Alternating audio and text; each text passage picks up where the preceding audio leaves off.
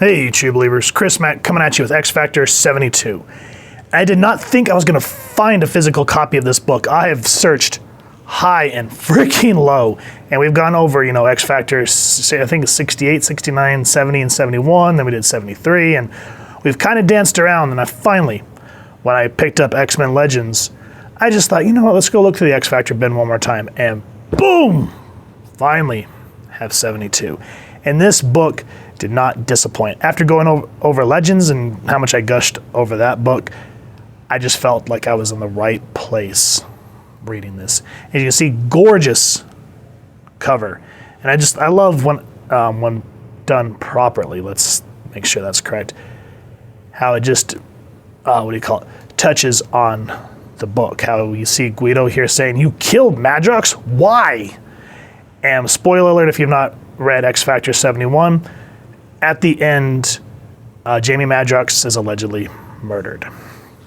And that's kind of where we pick up here, where there's a homicide. Everyone's kind of going over it. But before I even talk about that, the print date on this was November 1991. This is Peter David writing, Larry Stroman doing the art, Al Milgrom, say that 3 times fast, doing the inks, Michael Heschner was the letterer, Glynis Oliver was the colorist, Bob Harris was the editor, and Tom DeFalco, editor-in-chief. So at this point, this was a powerhouse team on the book. And I love Larry Stroman's pencils. He just kind of has this other look that just really stood out, whereas, Liefeld had his action look for X-Force. And, God, it's been a while. When the new X-Men book started, it was Jim Lee doing the art, and then I don't remember who took over after him. If you guys can remember, let me know. But they had their own looks, but they also kind of matched each other in a degree too. Same with Uncanny X-Men, because at that point too, Scott Liddell took over, but I don't remember who penciled. I want to say it was one of the Kuberts.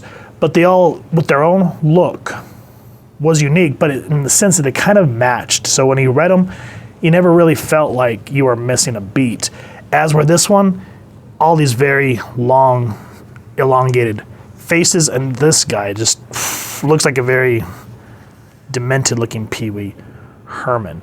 Now, art aside, the artwork being very gorgeous in its own right, I like the take that Peter David took in writing these characters, because you would get these emotional moments, and let's just keep that vibe going for a second. So we see police gathering up Madrox's body, and he's comparing the reporters to worms.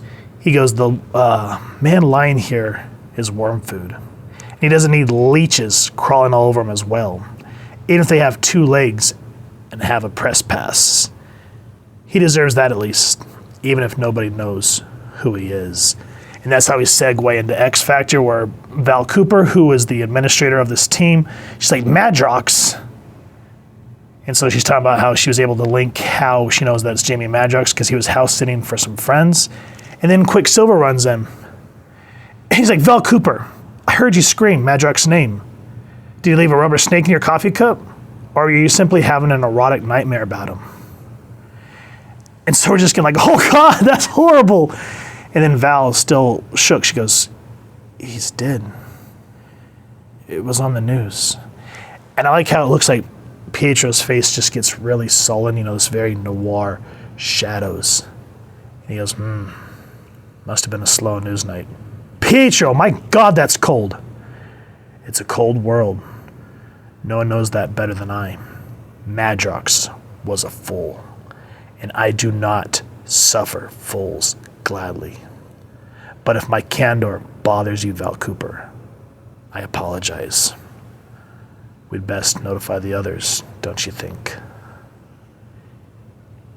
And I don't know what it is.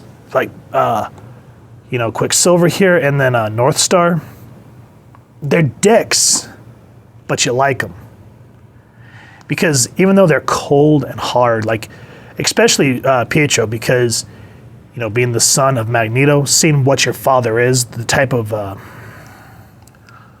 life that you don't want, so you try to live opposite, but you still have that Lynchier blood going through you. So he's very much his father's son in terms of can be harsh. Because, he did join his father there for a while, but him and Wanda went to the Avengers.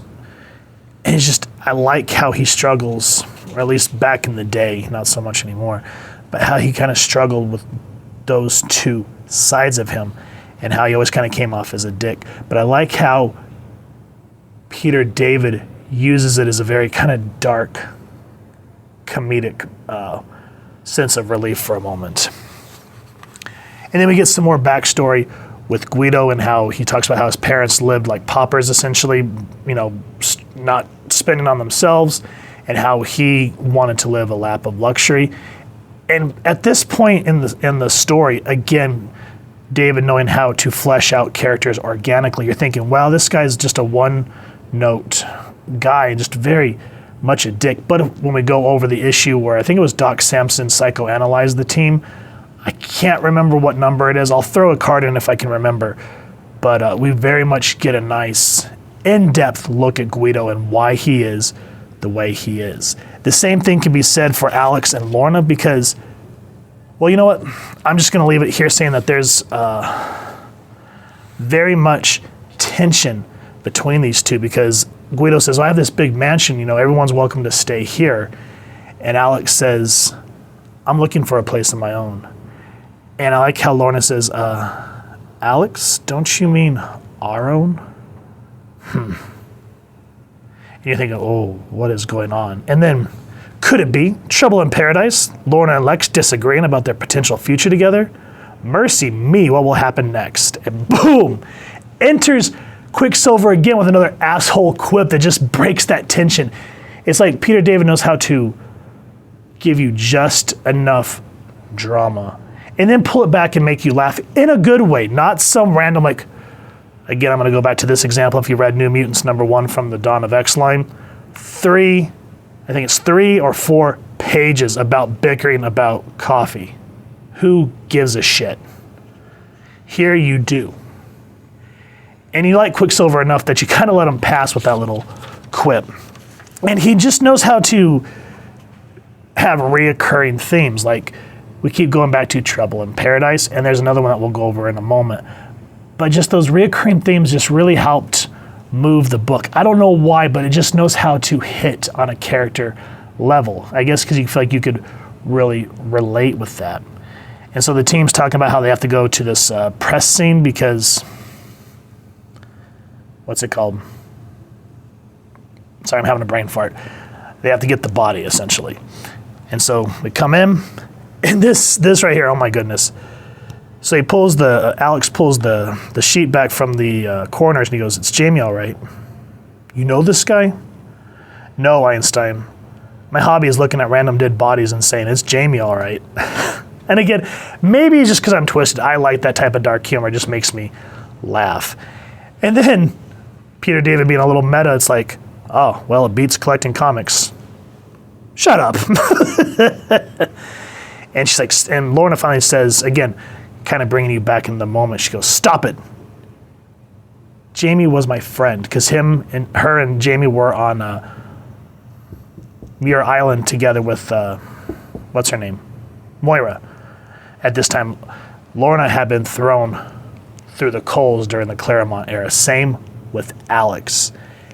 And so that's another thing why Lorna, if you go back and read issue 71, was so reluctant and anxious to see Alex again.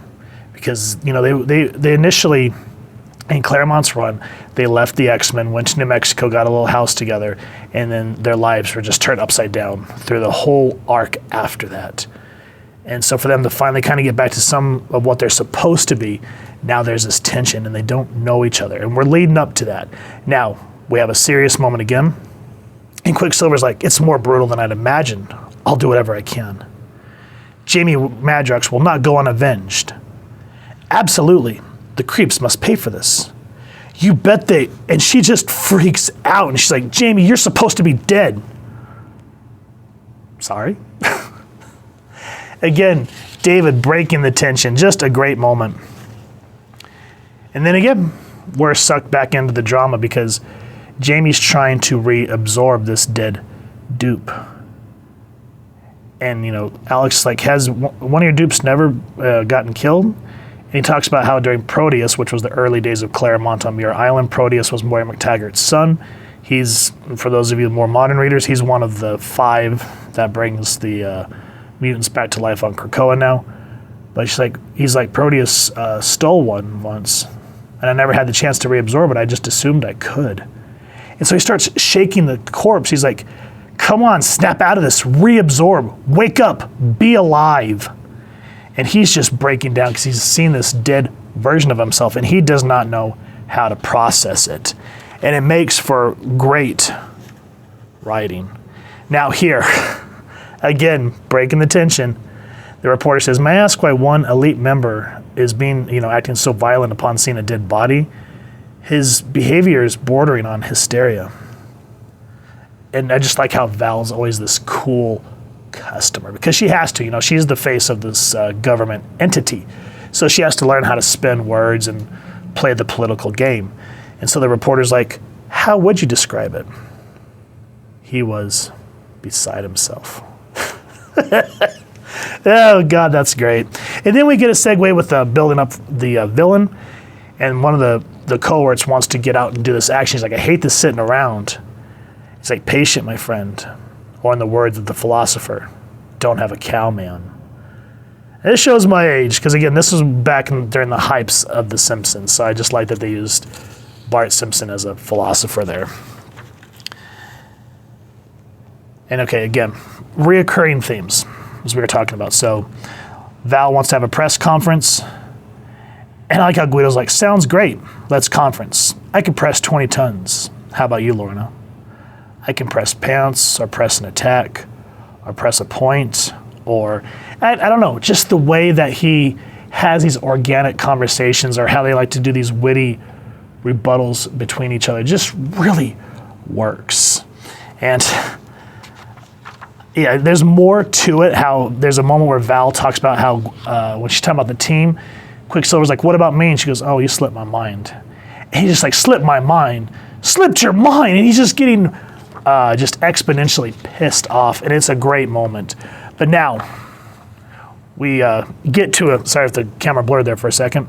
We get into a moment with Alex and Lorna. And this is what I really want to touch on here. Alex leaves and she goes, think about it to your heart's content. Val's telling him to leave, and Lorna's like, Alex, wait up.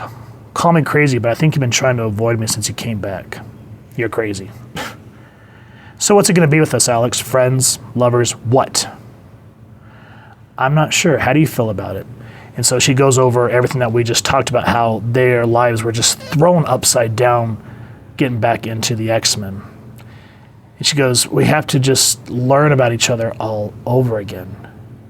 And the way that I like how David just breaks the tension, instead of there being like this big fight or this big like Days of Our Lives scene, Alex cures it by saying, okay, who's your favorite author? Opens the line of communication. And she goes, Emily Bront. Yours? Stephen King. And just in that moment, they're able to reconnect. Now, while all this is happening, remember, Rain is part of X Factor, and she's grown fond of him since the Extinction Agenda.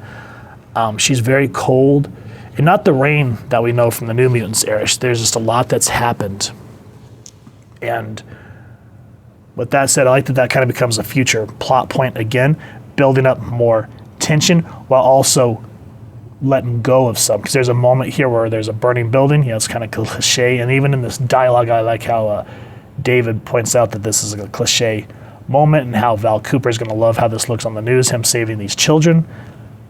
But the moment with Lorna and Alex pays off.